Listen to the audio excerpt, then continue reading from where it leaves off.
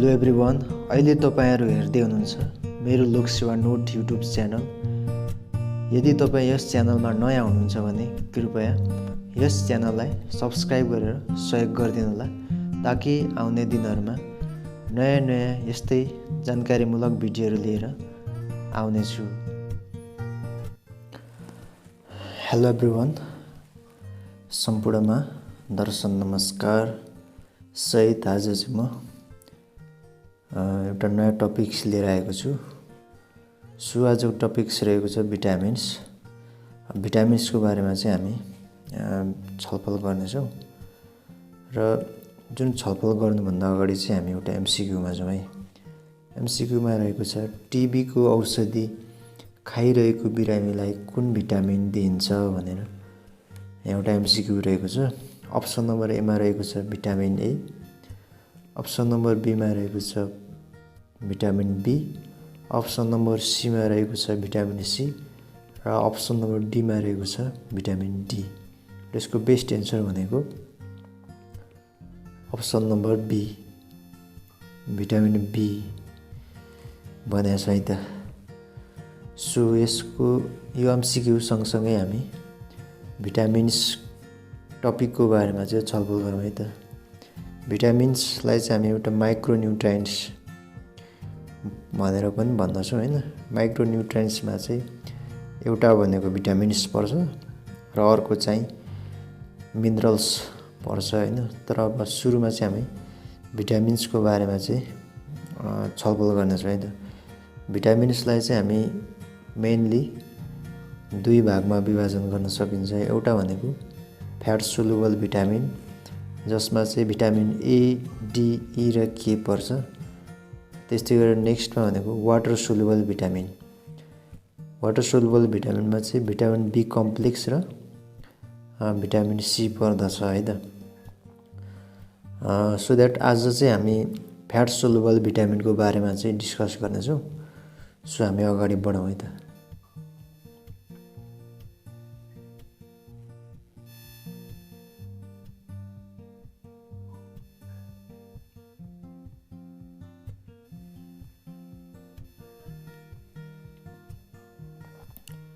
So फर्स्टमा हामी एउटा एमसीक्यूबाट अगाडि बढौँ।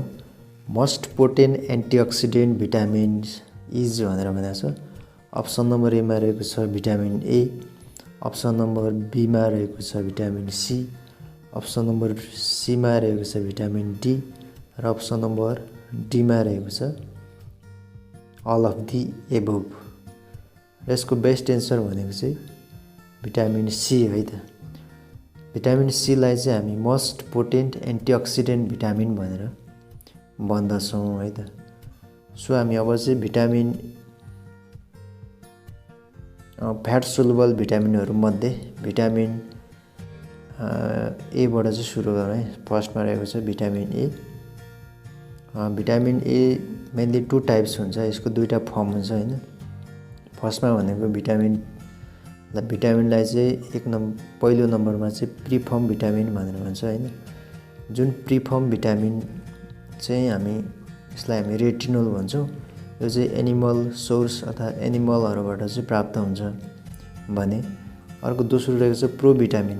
प्रोभिटामिन ए चाहिँ प्लान्ट सोर्सहरूमा पाइने हो। यसलाई चाहिँ हामी बिटा क्यारोटिन भन्छौँ।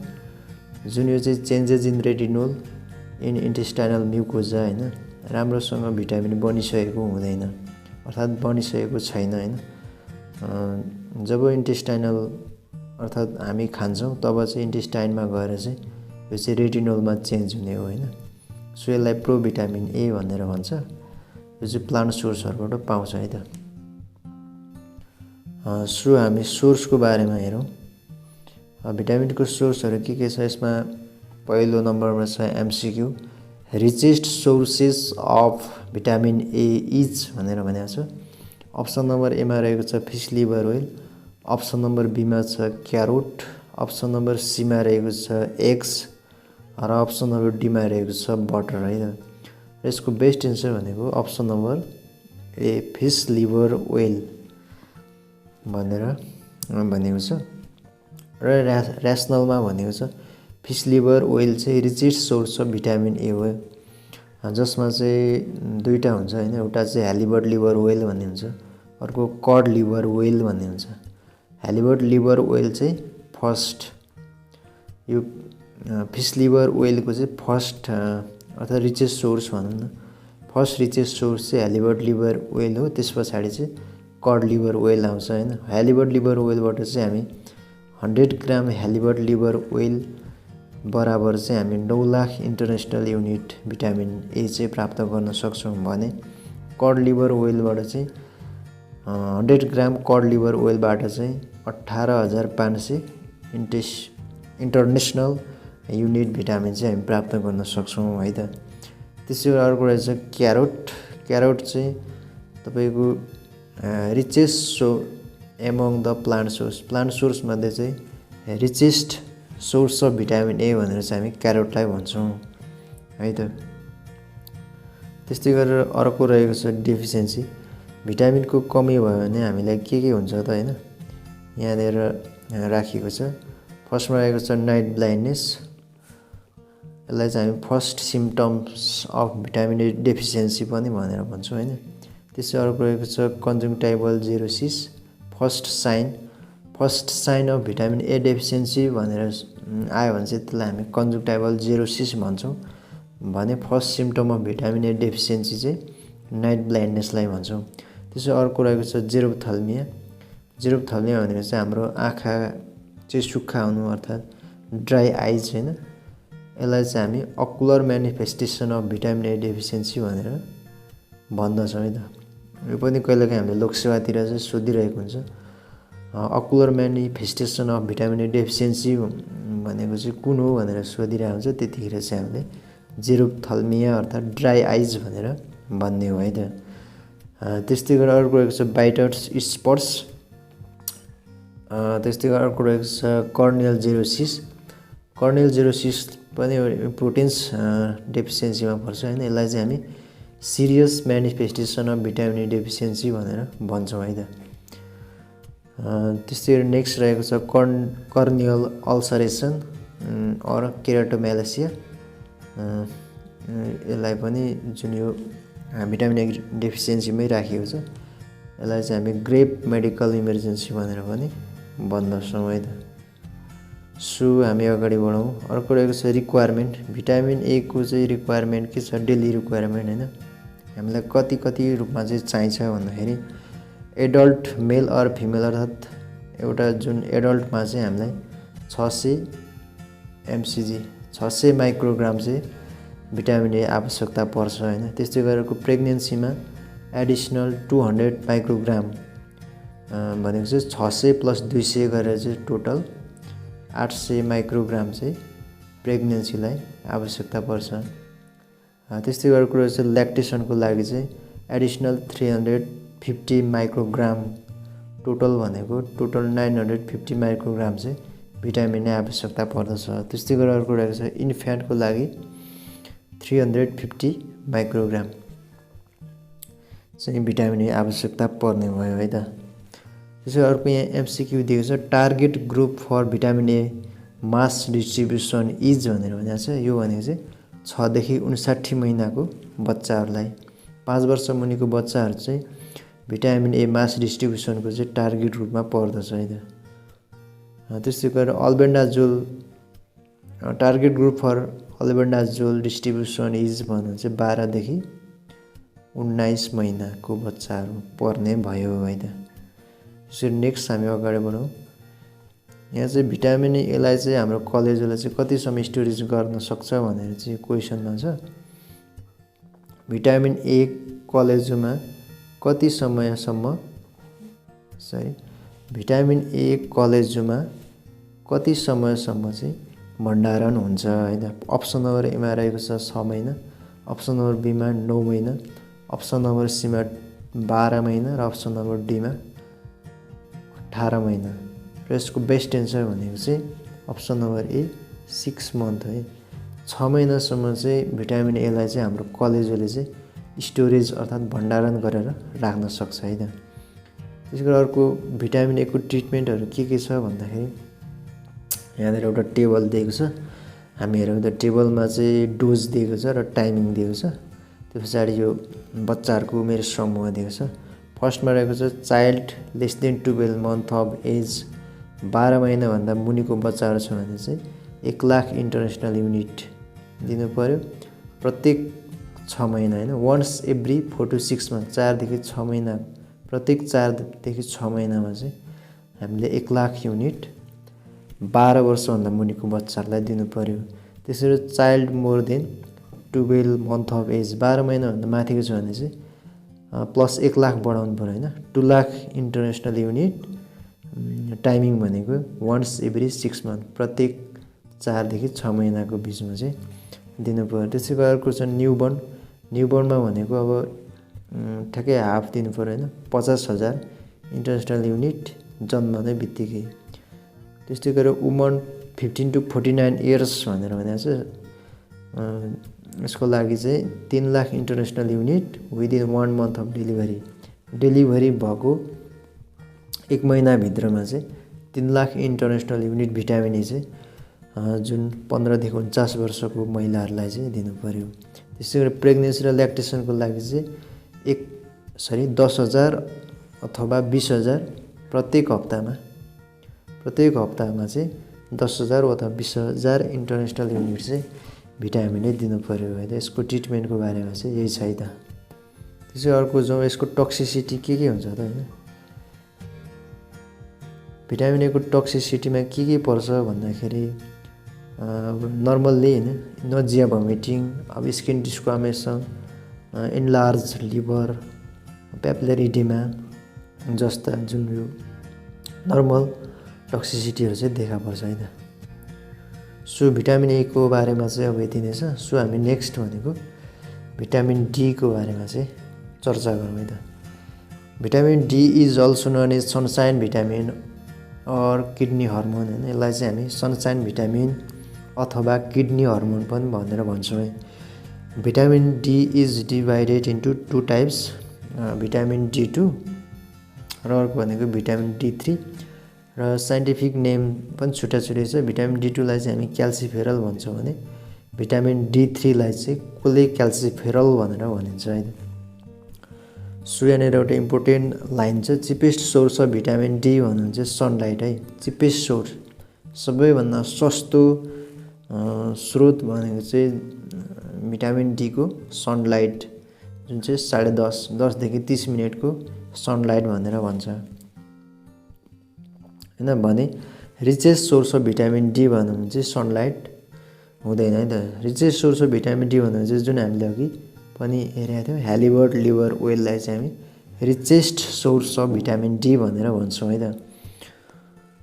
सो यो रिचेस्ट सोर्स भिटामिन डी र चिपेस्ट सोर्स अफ भिटामिन डीमा चाहिँ हामीलाई कहिलेकाहीँ लोकसेवा झुकाइदिन सक्छ हैन। Cheapest source of vitamin D भनेर कहिलेकाहीँ झुकाइदिन सक्छ। चिपेस्ट सोर्स भन्यो भने हामीले सनलाइटमा लगाउनु पर्यो।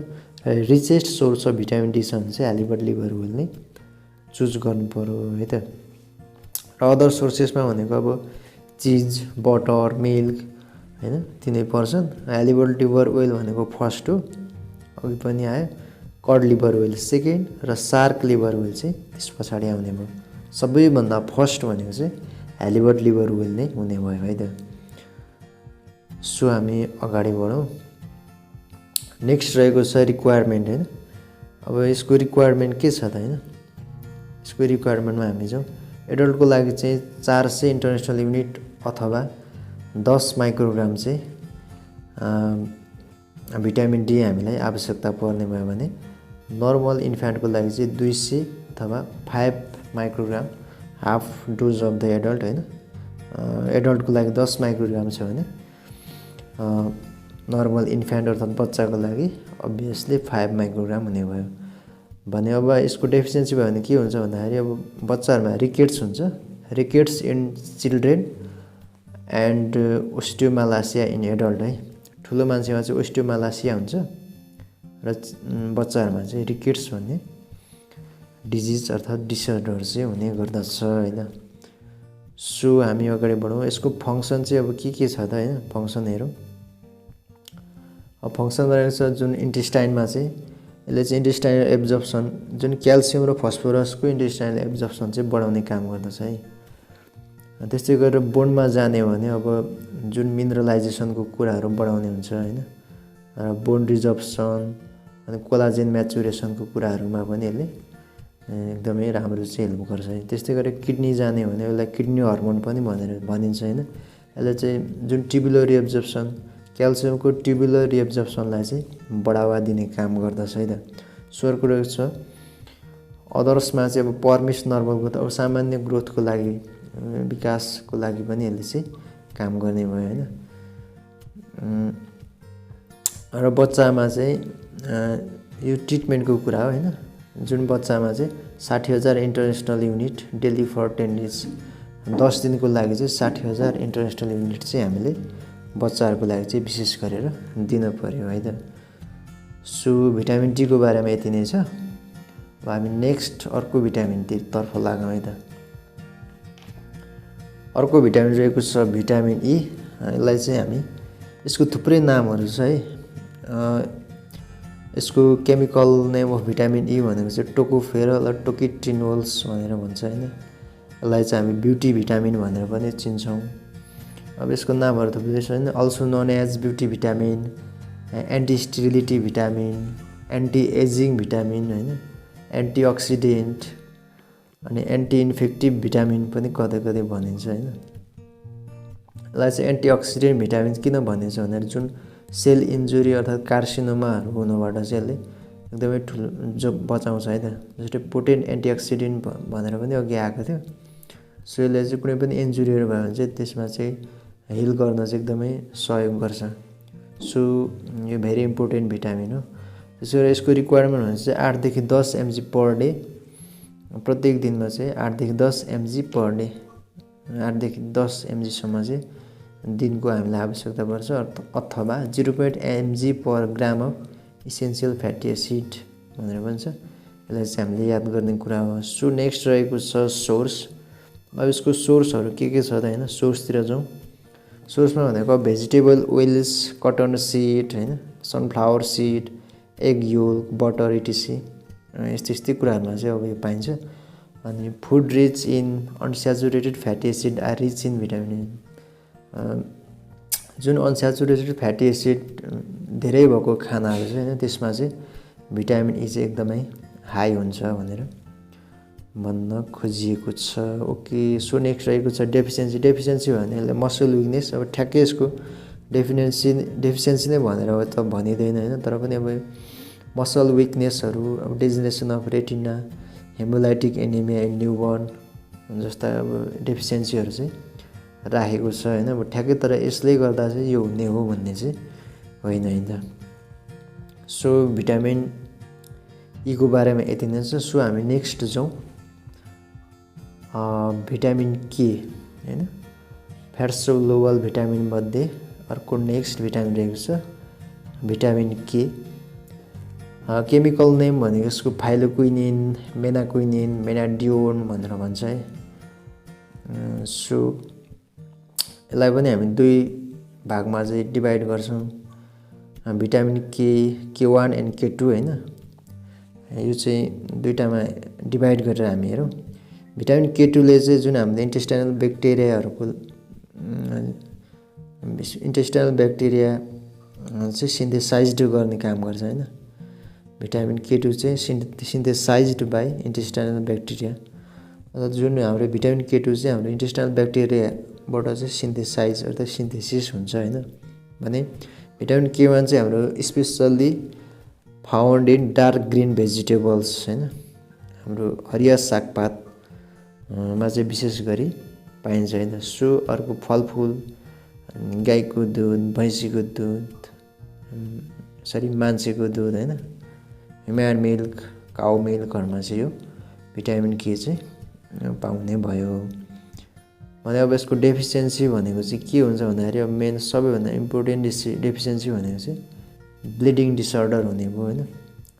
जस्तै हाम्रो कुनै ठाउँमा इन्जुरी भयो भने चाहिँ रगतहरू बगी हुने जस्ता समस्याहरू चाहिँ हुने भयो। So vitamin K dependent clotting factor हैन। भिटामिन के चाहिँ जुन हाम्रो यो क्लटिङ फ्याक्टर ब्लड क्लटिङ फ्याक्टरमा चाहिँ डिपेन्डेन्ट हुन्छ हैन। सो यसमा चाहिँ 4 वटा क्लटिङ फ्याक्टरहरू पर्छ। सेकेन्ड 7 9 10 भनेर हामीले यसलाई याद गर्न सकिन्छ हैन। Second 7 9 10 vitamin K dependent clotting factors are second 7 9 and 10 भनेर चाहिँ भनिन्छ हैन त। सो यो कहिलेकाहीँ पनि हामीलाई सोध्न सक्छ, ल हामीले जानिराखौँ। सो यसको रिक्वायरमेन्ट भनेको चाहिँ 0.03 mg पर केजी पर डे हैन, एडल्टको लागि हो।